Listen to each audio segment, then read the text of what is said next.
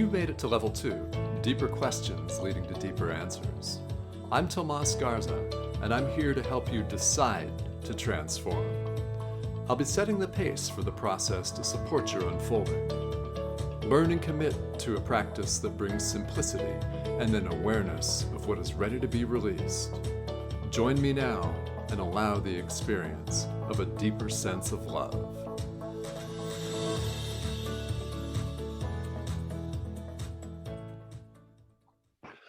Hello, everyone, and welcome to a very special edition of Decide to Transform. I'm Tomas Garza, your host, and I've got a very special high-energy guest in store for you today.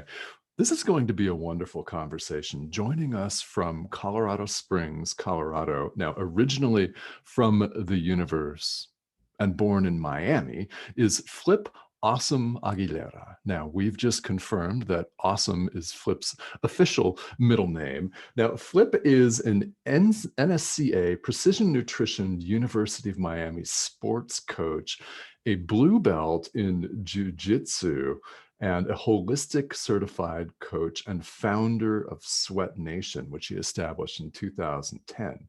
Now, Flip works with clients on rethinking and recreating their stories, and his coaching philosophy encompasses breath, mobility, stability, strength, nutrition, mindset, and being a blue belt in jiu-jitsu, self-defense. Now, he's worked with a variety of clients, including CEOs, athletes, actors, actresses, and everyday heroes, taking them to the next level. Now, Flip is also involved in several things that we're going to discuss here, engaging events in the community in Colorado Springs, including Nerd Night COS, which I'm going to ask you about, memoirs, true stories unfiltered, and many other things, engaging the community through storytelling, learning, and accountability.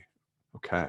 Flip's life affirmation is to do it by the book, but be the author. All right. Originally from the universe, well, and still in the universe, Flip Awesome Aguilera. Welcome to the show.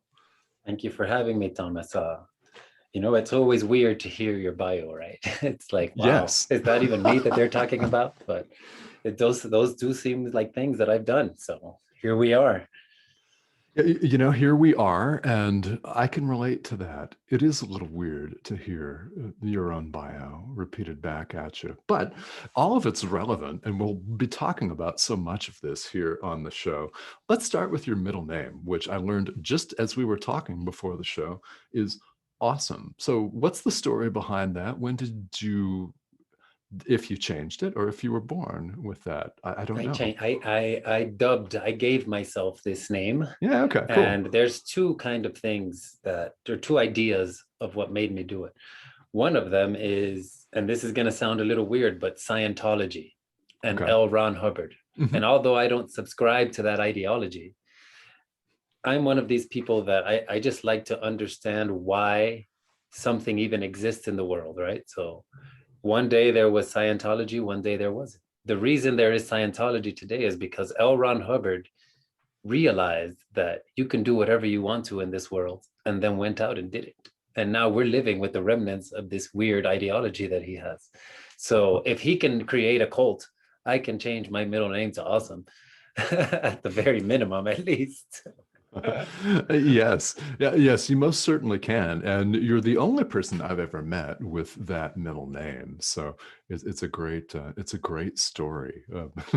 I actually met somebody else that has that middle name. Oh, okay. Yeah. Who is this person? His name is Louis Berlin, and he's out in Miami. And he came up to me after I did like a little talk, and he's like, "Oh, your middle name is Awesome," and he's like, "Well, check out my license. My middle name is Awesome too." And I was like, well, then you must automatically be amazing, because, to have that as a middle name is something that, some people think it's cool, but I think if I am going to have that represent me, it's because I also have to represent it. Right. So I have to live up to this middle name now for the rest of my life. Okay. All right. So, and how do you find living up to that? Are some days more difficult than others, or is it pretty smooth? of course, some days are difficult than others, but that has nothing to do with my middle name. That has to do with being human, right? Some days are Yeah. more difficult than others, but Mhm. it is interesting to have that as an anchor. It's like, okay, well, today's a hard day. I could, check out, or I could live up to this name that I've given myself for being awesome. Mhm. Yeah, most definitely. And now that you're a coach and you engage your clients in many different things, this is it seems really relevant to me that you have this to live up to. How did you get involved in coaching? So let's go back to my 20s just so we can kind of see where I came from All right. to see how we got to where I am today. So in my Okay. 20s, my life was like this. My 9 to 5 was with a liquor distributor. So I Mhm. was in bars and restaurants every day with alcohol every single day. Okay. During the evenings, I had a side business, and it was a poker league, like Texas Hold'em. So it was a Okay. poker league All where I right. was now in bars and restaurants in the evenings. From Thursdays to Sundays, I used to DJ in South Beach. Okay. So that was my life in my 20s. So when I tell people my life was a party for a decade, it was party and gambling for 10 years. That's what it was. Now, with that, I was married, I had 2 kids, and, I never really missed a soccer game. I never missed gymnastics for my daughter. So, although I had all these things, I was still very attentive and responsible to the things that I needed to get done. Now, was I mindful and all the stuff that I consider myself now? Not even a little bit. But somehow I got through it. And I think the way I got through it was that I was in my 20s. And when we're in our 20s, we have endless amounts of energy, even though we have absolutely no idea what we're Mhm. doing. Yes. So when I got divorced in 2007, a lot of people, when they get divorced, what they want to do is go to the bars, go to the clubs, go to all the places that I had already been to for a decade. So I didn't want to go to any of those places because I intuitively felt already that none of those places were going to heal me or make me feel any better, because all of our friends were there, everything I knew was there, and I needed something new. Now, I didn't know that to making a decision to go biking with a friend of mine who was also a DJ, still a great friend of mine today, would be the thing that completely shifted my life. That one choice of saying, okay, I'll go bike with you. And in my mind, I was thinking, this was in Miami, so it's pretty flat. I'm thinking we're going to go to a park and just ride around. Then maybe after we'll have a few beers, hang out, Mhm. just typical thing like that. When I get there, it's a group of guys and they're like, here's this helmet, here's these pads, here's this bicycle. We're going to go into these trails. And I'm like, okay, I guess we're going to go into these trails, whatever those are. And these guys take me to a place where they take me to go mountain biking. Okay. And I was not mentally prepared or physically prepared at that Right on. time to Okay. have that experience. Mhm. So finally, they stopped to take a break and they're like, oh, so what do you think? And I'm like, this place is crazy. I'm going to fall and break my head. And, I didn't know this is what we were going to be doing. And they were like, oh, well, that was just the warm up. So, you can go if you want, but we're going to keep going. And I'm like, that's just the warm up. Like, are you kidding me? I'm like, well, I can't leave because I don't know how to get out of here. So I had to follow them the rest of the way. Okay. So finally, at the end of that, finally they get to the part where we're hanging out, having beers and all that. And they're like, oh, so what do you think now that it's all done? And I'm like, this was crazy. I wasn't prepared for this. You guys are crazy bringing me here. And on the way home that day, I kept thinking to myself, I can't let these guys laugh at me like that. Yeah. And I kept going back to mountain bike every day after that. Okay. And long story short on that, from that very first day where I went to a year later, I went from being a complete novice to racing mountain bikes. Okay. Yeah. Hmm. All right. Now, looking back, it's clear now, but when you bike at, like that, I didn't know back then, but what it does is that it makes you be present. Mhm. So every day, what I was doing was watering the seed of being present. Because when Yeah. you're biking, if you let your mind wander, you're going to wander into a tree, you're going to wander into a rock, you're going to wander into something you probably don't want to be wandering into. So looking back, I can clearly see that just that practice every day was a practice of being in the moment, being right here, being right now, which was way better than letting myself fester and, oh, my ex-wife this, and, you know, that anger that you can allow yourself to get into. Sure. So I thank mountain biking for that. And that was the catalyst that, you know, has made me who I am sitting here today. Now, there's a whole bunch more stories, but I'll let you ask some Oh, questions. sure. Well, let's continue with some of those stories. So mountain biking made you present. And then how did your practice of presence evolve from there? Well, to keep going on that story, 3 months into that mountain biking journey, I lost 30 pounds. And Okay. not that I was even Hmm. overweight, but I went from, you know, a nightlife style of living Yeah. to a high intensity activity every day. And Hmm. those are two separate energy, you know, levels. Oh, So yeah. I lose the 30 pounds. I look at myself in the mirror and I'm like, wow, I have these legs, but the rest of my body looks like a toothpick. And, you know, living in Miami, which is a very vanity type of place, Oh, yeah. you know, Yeah. I was like, I don't want to look like this. Hmm. So my mom, while I was growing up, and my stepdad, ever since he's been in my life, the gym or the garage in my mom's house has always been a gym. Oh, yeah. So I was like, well, let me go visit mom and I can go pump some iron. And I start pumping iron. And a few months after that, I'm looking great. And I'm, you know, looking pretty good, and I'm getting closer to wanting to race these mountain bikes.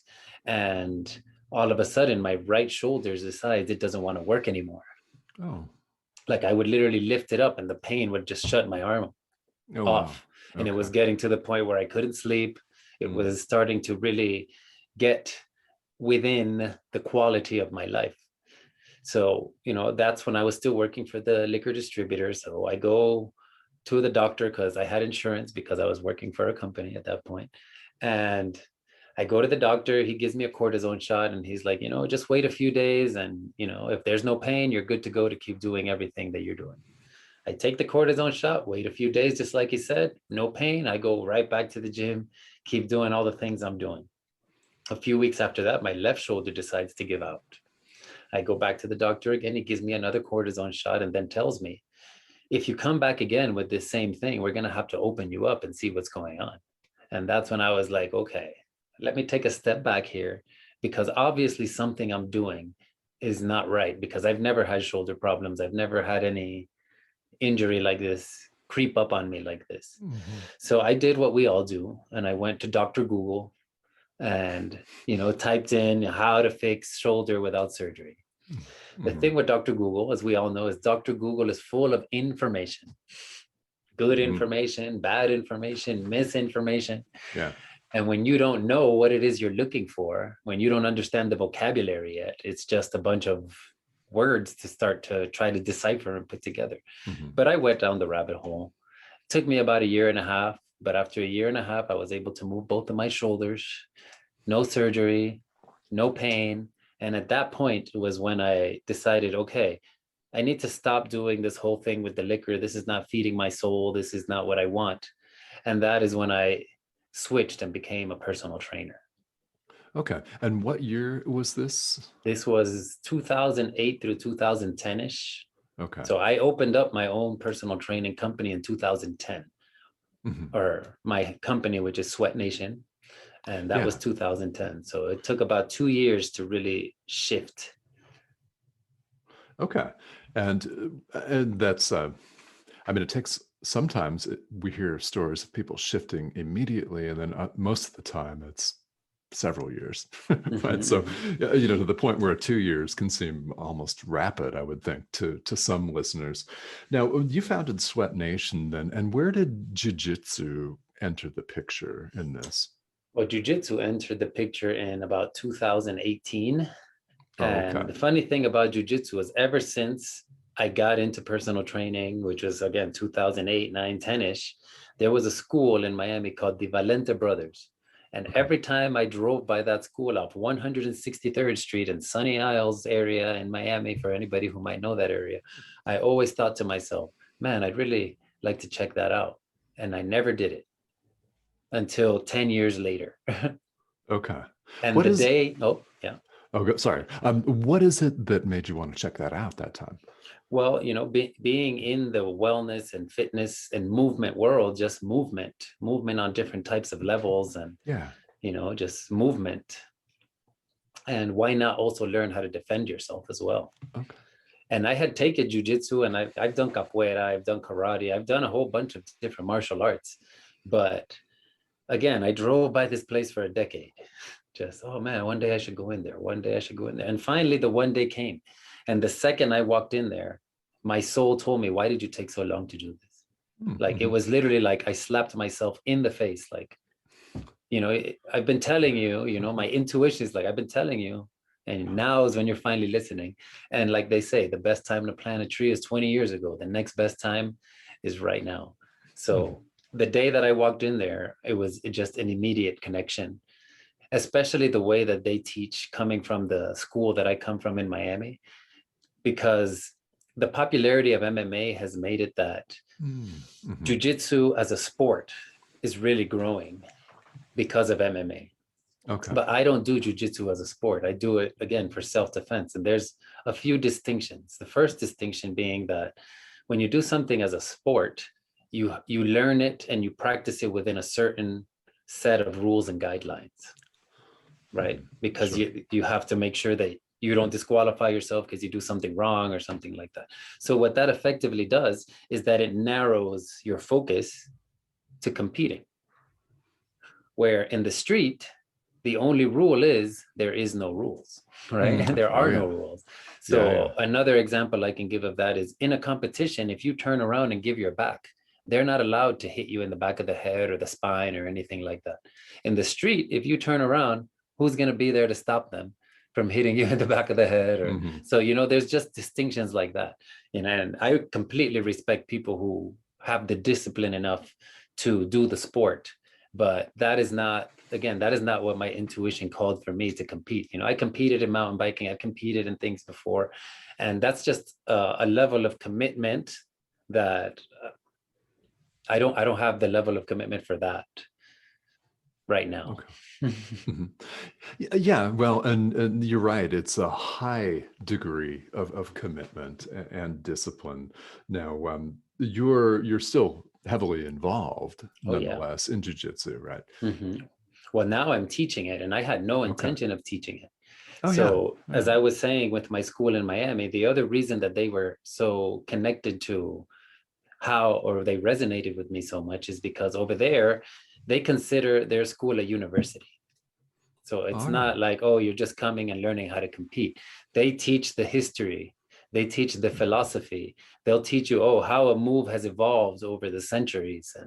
And when I moved here to Colorado Springs, I went to like 6 schools looking for anybody who was teaching like that, and everybody is teaching the sport of jiu-jitsu. Okay. So when I went back to Miami and told my professors, like, I don't want to stop learning this way. What am I going to do? Like, I don't know. I'm going to have to deal with these people that only teach this one dimensional way. And they're like, you know Mm. what? You started. And I was like, are you kidding me? And they're like, no, you started. And I was like, you think I could do this? And they're like, we trust you 100%. You started. And Okay. here I am. I love it. Okay. Well, yeah, it's like people that want a certain book to be written, they must write it themselves. So that is what's There you happening go. over here. All right.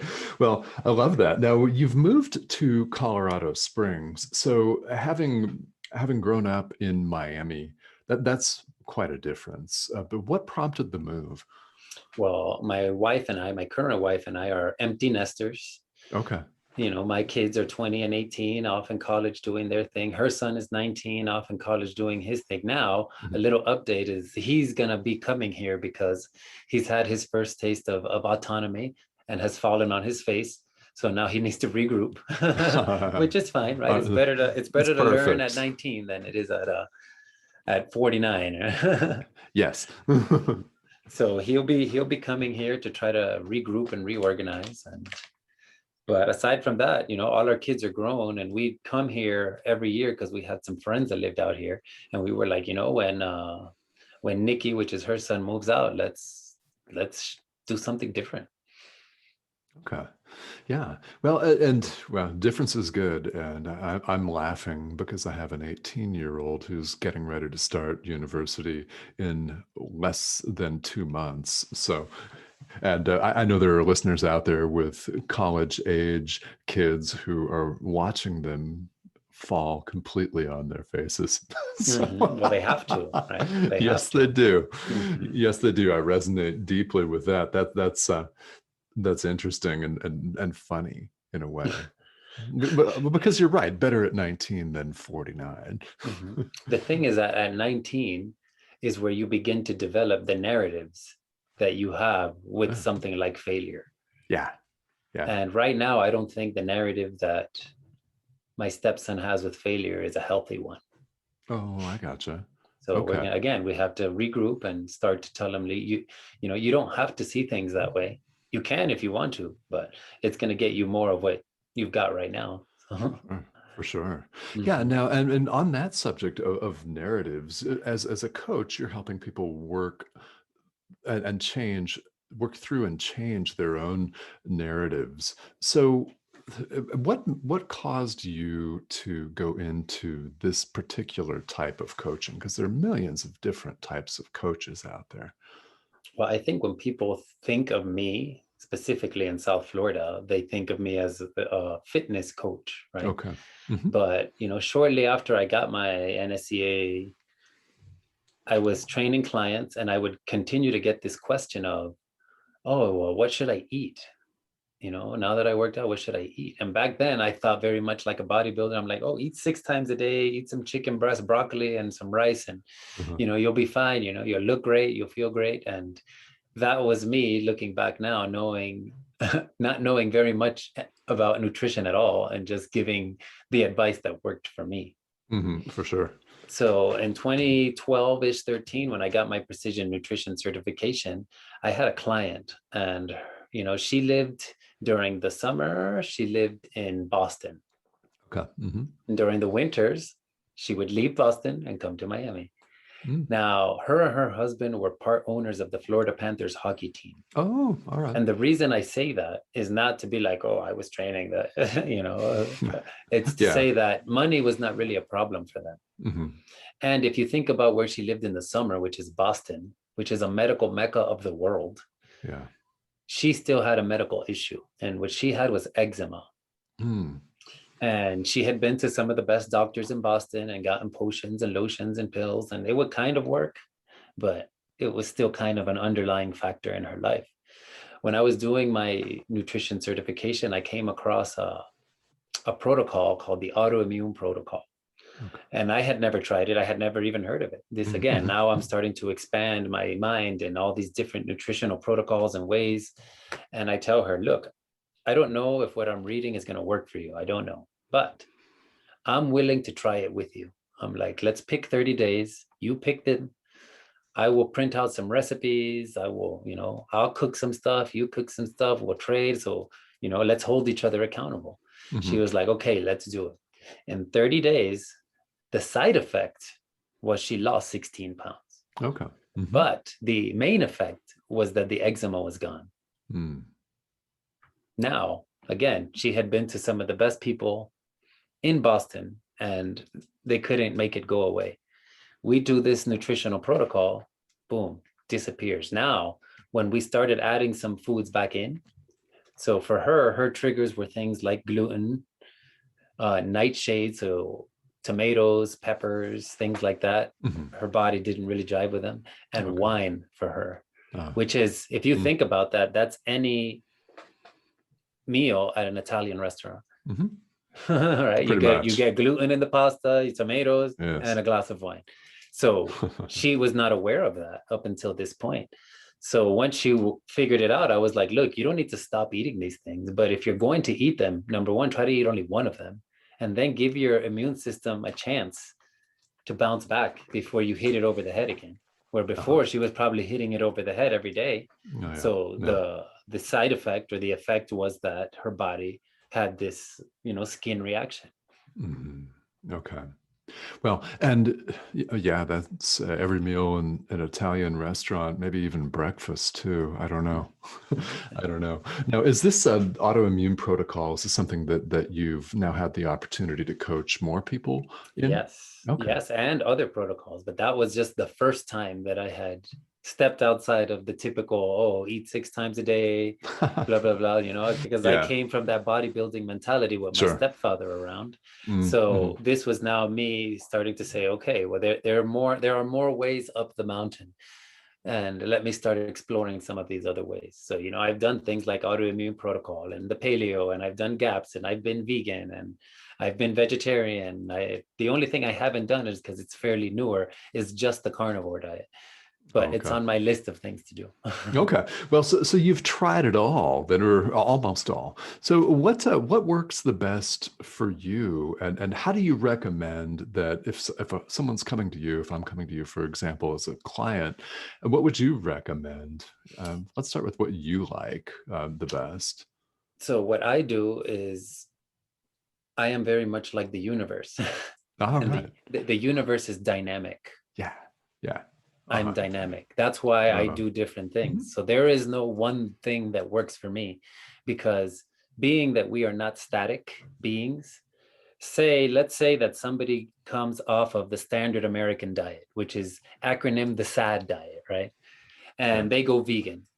Okay. Mhm. And for the first 6 months of going vegan, they're like, wow, I feel amazing. This is great. But in that, they also become a zealot Mm. for their veganism. And now For another sure. 6 months down the line, they're like, oh, I'm not feeling as hot as I used to. But it can't be that I'm eating the best thing ever. And it's like, no, it can be, because coming from your standard American diet to your vegan diet, yes, you were giving your body some nutrition that it hadn't had for a long time. But now you're only giving it that. And now it's telling you, I've had enough of that. I want something else. But because of your zealotry, you don't want to listen. So there is no one thing. There is constantly be experimenting and seeing, oh, how do I feel today? Oh, well, when I did that, I felt better when I applied this Lego here. Okay. So it's a Right. constant, okay, for today, I think this, for this, I think this. Mhm. So there is no one way. All right. Yeah. Well, and that makes sense. And I love the description of yourself and all of us really as Mhm, dynamic because we're not static beings. mhm. That's wonderful and so true. Now, I'm curious about presence. This is a word that keeps coming up in my mind. Having begun a practice of presence with mountain biking, how do you practice it now? Well, when I started it with mountain biking, that was not the intention. Right. It wasn't not even at the top of my mind of things. Oh, well, I'm going to be Yeah. present while I'm riding my bike. Mhm. That's where I think the seeds happened. Mhm. And now I think the number one thing that I'm constantly trying to do is be as present as possible, Okay. because, maybe it's because I'm wiser, but the only guarantee that either one of us have is this moment, which is Yeah. the present now. And I don't remember if we spoke about it when we had our discussion a few weeks ago, but I just recently came down to the, idea that being present is the closest thing to God that we can be, if not being God ourselves, Yeah. right? Because when does Yes. creation happen? It's in the present. Mhm. And who is God but the creator? Yeah. So when we are in the present and we can be mindful of the decisions we're making in the present, we are effectively God, because those choices are what's going to make our reality. Yes. Yeah. My only response to that is yes. Which means that really is the way it is. You nailed it. This is something that so many people, whether they call themselves spiritual teachers or not, say is all we have is right now. There's a reason it's such a popular saying. It's true. But this is it. And It I is. forgot what I was reading. I don't know if it was the Dalai Lama or something like that, where he said, the next moment or tomorrow neither one of us knows which one is coming first. Like death or tomorrow. We don't Right. know. So Yes. Yeah. Well, I once had a teacher, a Buddhist teacher, who loved to say, I don't know if I'm going to be alive for another 15 minutes. mhm. I'd better have maybe one more chocolate chip cookie. That's what he used to say. He was not a trained nutritionist or a holistic health practitioner at all. But But it yeah, seemed like that cookie was bringing him joy. it was. It was. Treats bring joy, right? In small quantities, anyway. Mhm. Yeah. Well, and creation does happen in the present and present moment. And yes, in fact, we did have this discussion when we first spoke a few weeks ago. And who you mentioned the Dalai Lama? Who are your biggest influences Well, currently? much like nutrition, I'm I decided a long time ago that the standard for my life should be that I should live it with a childlike curiosity. Right. Yeah. So, Hmm. like when people ask me, oh, so then what is it that you do believe in, Flip? I love my answer. It is very well rehearsed, just like being from the universe. So when people ask me what I believe in, I look them in the face and I tell them I'm spiritually promiscuous. Okay. Mhm. Right? I love Because that. everybody has something to offer. And much like a lot of things in life, maybe I read something 10 years ago, but it didn't resonate with me then. But when I read it now, it completely hits me exactly where it needed to. So there is no, but I've read the Bible, I've read the Quran, I've read the Dhammapada, I've read the Vedic scriptures. Yeah. I'm just curious. And I don't read them with any preconceived notion of thinking, Mhm. well, this is the truth. I just read them like I would read any book. Okay, well, I'm reading this story. What is the message that resonates in this story beyond the surface level? And what can I take that works for me? And if it doesn't, I can, just put it to the side. So Yeah. that's my Yeah. answer for that one. Well, I love this, and I think that's really resonant with anyone who's listening to the show in particular. I love the term spiritually promiscuous. I've Mhm. never heard that, and I think we've just nailed the title of this episode. Yeah, yeah. Well, and there's so much to that because everything in that's currently in existence in terms of spirituality is available to us in the 21st century at the click of a mouse. We can find as much information as we possibly could get our hands on. And as far as when you work with people, do you find yourself teaching spirituality when you're coaching? How much does that play into it? Well, in the beginning, I try to align myself with whatever it is that they are connected with, right? So Gotcha. say, Yeah, yeah, yeah. Colorado Springs is a very heavy Christian community. Hmm. Hmm. So should I come in here and tell them, oh, well, Christianity, it's just okay for some things, but you should be a Buddhist there. That's I need to meet people where they are. Yeah. And as we plant the seeds of discovery, Hmm. that's where you can be like, where you know, there's this other message that I got from this other set of ideas that might work for you here right now. Now, again, if you don't like it, it's not for you. But if it is, it is. But Perfect. I also have this concept of when I start working with people, before I even make them do anything, I take them through a whole PowerPoint presentation of what it would even be like to work with me, number one. Yeah. And number two, I also use that PowerPoint presentation as if you can understand everything that we just went over, then it's going to make it easier for you to take action because when you understand something, Mhm. you can take action on it. And the reason I bring this up is because I tell people, I start with breath, right? Breath Yeah. is one of the most important things that we have because without it, we're not here.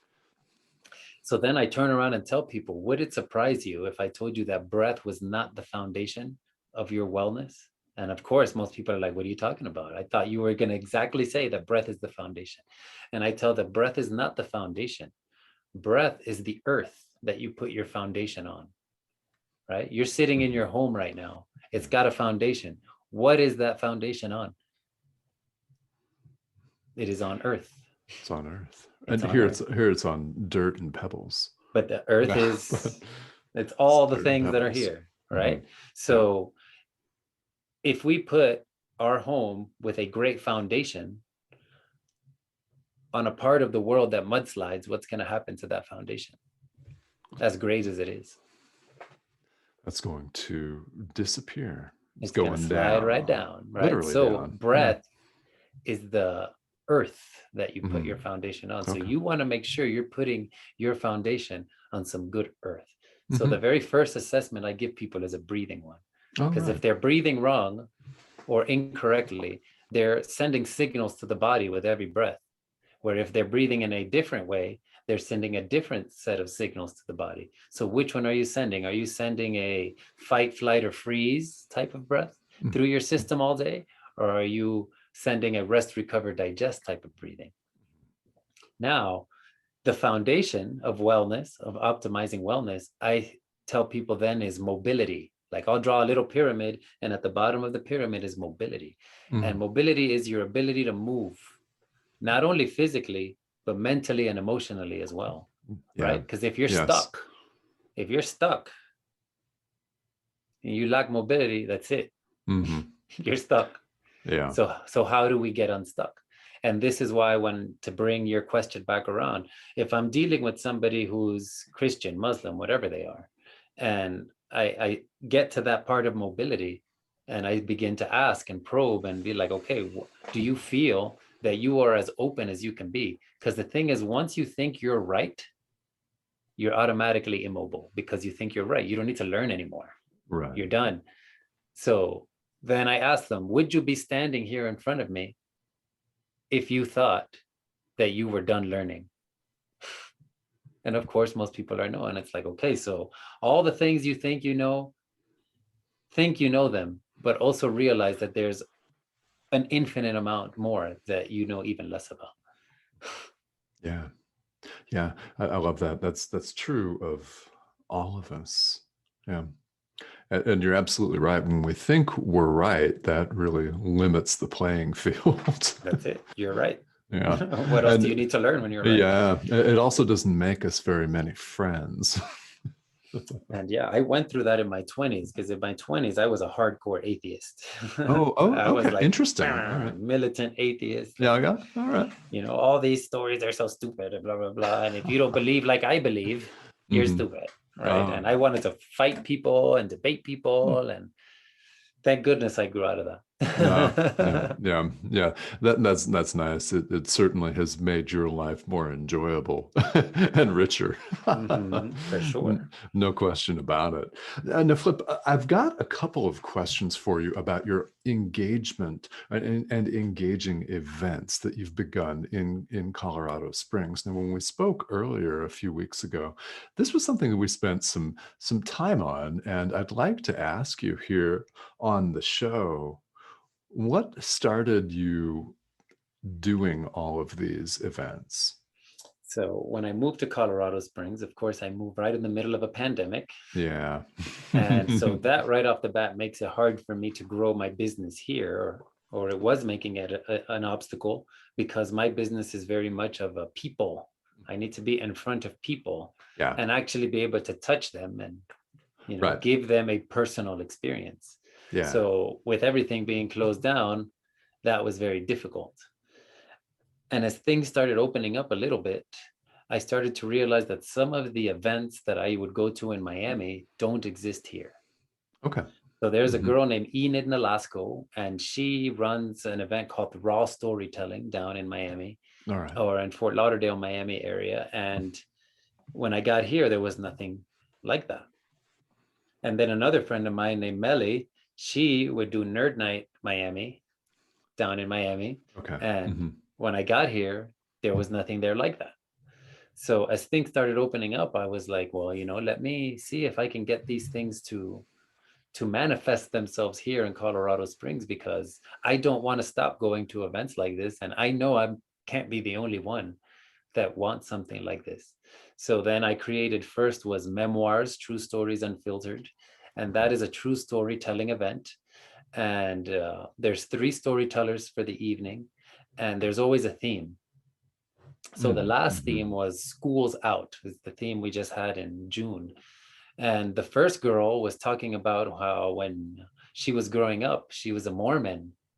And when she left the Mormon faith, for her, school was out because that's the only, that's the only identity she had had up until that point, and the only Yeah. people around her were those types of people. So when she started to distance herself from that faith, all the people started to distance themselves from her. So for her perspective of schools out was like, when I left this ideology, for me, what I thought was school was now a completely different experience. Oh, wow. So that was her story. And then the middle girl, man, that story was just very, very powerful. And it was about her and her sister, and they were being physically and sexually abused by their stepfather. Oh. And she was 9 when this happened. And she would write it in her journal. And one day the teacher, made an assignment to, write in your journal, and then she was going to read them. And she wrote about something that happened that specific weekend. And obviously, when you give that to an adult and they read that and they're reading the things that are happening, the teacher immediately left the room, went to go call the authorities, and like it ended up being this big situation. And for her, Sure. once that happened, school was out because she had to leave school. She had to get into foster care. Like it was this whole, and all she wanted was to go back to the way school was before, because it was the only safe place she had. And now that wasn't even a safe place anymore either, because Okay. now that everybody knew, so she felt like everybody was looking at her. Yeah. And yeah, so that Oh, was her wow. story. And then the last guy was a guy that had an injury when he was 15, and because of that injury he could not go to school, and all he wanted to do was get back to going to Okay. school. So so that's what I like about memoirs, is that I kind of make the themes vague, because you just never know what perspective people are going to take on that. Yeah, yeah, that's really interesting. I'm glad you illustrated that with those examples, because that's three very, very different takes on schools out, Yeah. a common phrase. Now, how often do you have memoirs? Memoirs is the last Monday of every month. Last Monday of every month. All right. And how long does it typically run? Their doors open at 6:30, and we're usually done around 9. Okay.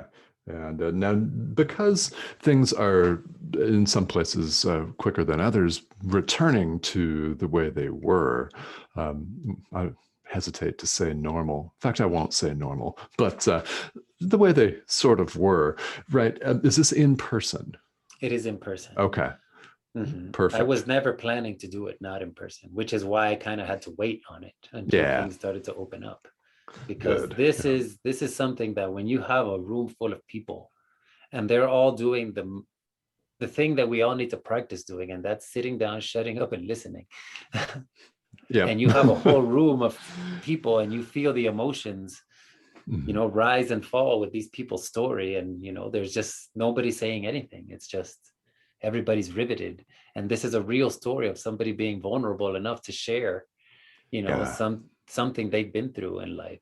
that's And it's amazing. it's it's beautiful, actually. It's very Okay. powerful. Yeah, yeah, that's very, very powerful indeed, and it sounds like it in front of a live audience. So there's a lot of sharing on a lot of different levels going on there. Now, tell us also, because I'm curious, tell us about Nerd Night. What is Nerd Night? What is that all about? So Nerd Night is not something that I made up either. Nerd Night is in about 80 cities worldwide. Oh, okay. So it's a thing. And Nerd Night, back in, I guess, 8-10 years ago, when I started going to Nerd Night, their original catchphrase is "be there and be square." Oh, But all right. that's kind of just like whatever. So then they started to add the tagline, "It's like the Discovery Channel with beer." Okay. I love But it. who has cable anymore? So now people don't really watch the Discovery Channel. Right. So now the newest thing that people describe it is, they say it's like boozy TED Talks. Okay. So it's like TED Talks, but in a fun and social environment. It's usually in a bar.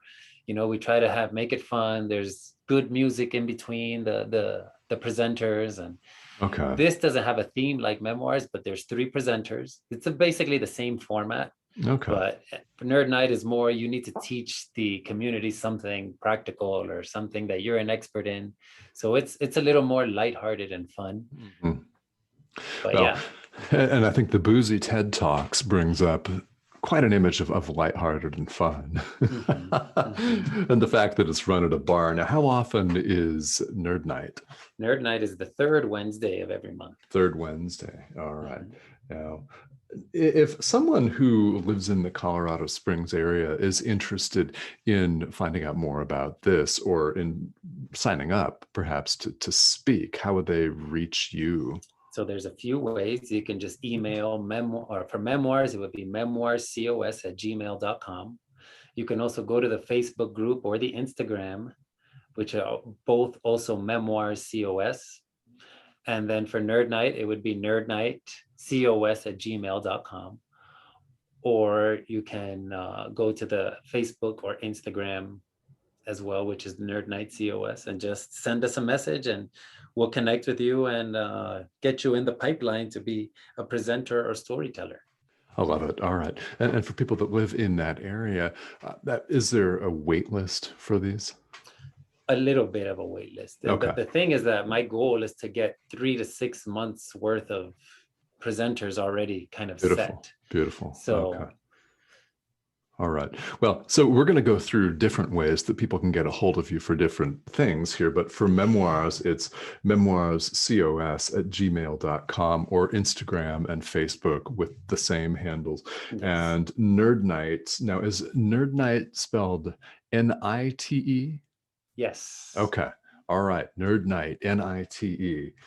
COS@gmail.com. Mm-hmm. All right. Beautiful. And also on Instagram and Facebook. If you live in the Colorado Springs area, or if you want to drive down from Denver or fly in, who knows, right? People are absolutely looking forward to meeting in person for good reason. So sure. this is really wonderful. Now, and Flip, then if people wanted to get a hold of you for coaching or for any of your other businesses, how would they reach you for that? So for coaching, you can email sweatnationworld.com. And my website is sweatnationworld.com. You can also on Facebook, it's Sweat Nation, all one word. All right. So that's for that. I also have a podcast that's called Wait, and it's spelled WEYT. And it's an acronym for What's Engaging Your Thoughts. Oh, I love it. All right. Mm-hmm. Yes. And that one you can just waitshow@gmail.com. And it's on all the platforms, Spotify, Apple, YouTube, it's everywhere. Beautiful. Instagram, IGTV, all the places. I love it. So you can find that there. What else? What are some of the other things? And yeah, you could just look me up on Facebook as Flip Aguilera or Instagram @FlipAwesomeAguilera. And yeah, send me a message. Let's connect and have a discussion. Yeah, sounds good. So many different ways that people can reach out to you for so many things. Well, and you mentioned a word a few minutes ago in a slightly different context, but dynamic is the word. So you've got a lot going on, and I've actually learned a great deal. We, now, listeners, we had a conversation, a really fun, engaging conversation, as we referred to a couple of weeks ago, and I've learned a tremendous amount on top of that. So Flip, this has been really wonderful. It's been an honor to have you here on the show. And before we wrap up, what would you like to leave our listeners with today? So the first thought that just came to mind is do the difficult while it is still easy. I love it. Right? Mm-hmm. Do the difficult while it's still easy. However that resonates with you, it resonates with you. But don't wait to try to overcome the obstacles. Start building yourself now while things are easy, so that when the obstacles come, you're already practiced in overcoming them. Yes. All right. I love it. Do the difficult while it's still easy. And it just brings to mind the teenage, college age kids who need to be allowed to stumble and fall, perhaps spectacularly at 18 or 19 instead of 50. So Yeah. Yeah. I'm still getting a laugh out of that one, and I know a lot of listeners will be too. So, Flip, thank you so much for joining me. This has been a really wonderful opportunity to connect, and I've learned a great deal. This has really been a wonderful experience for me. Thank you again for joining me here. Thank you so much for inviting me, and thank you for your time and attention, because it's the greatest gift we can give to each other. It is that. All right, guys. This has been Decide to Transform with Flip Awesome Aguilera. And thank you for tuning in. Have a great day, everyone.